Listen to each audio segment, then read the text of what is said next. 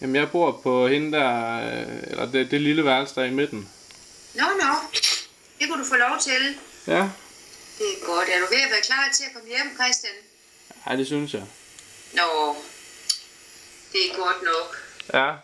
Nu skal jeg lige tænke mig om, men så er det jo også i morgen, du skal rejse, ikke? Jo, det er det. Ja, fordi det må jo være onsdag morgen. Ja. Ja. Har du Ja. holdt afskedsfest og sådan noget? Ja. Det har jeg gjort her i weekenden. Ja. Okay, Christian. Christian, kender du dine rejsetider? Ja. Hov, lige 2 sekunder. Der er lige noget, der banker på. Jeg bliver lige nødt til at lige gå op og åbne. Ja, Der går, ja, det er fint, Christian. der går 10 sekunder. Ja, det er fint.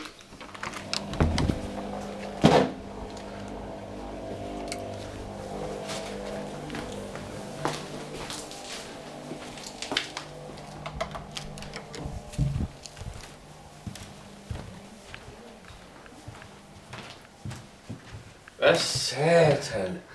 Ej, det er løgn.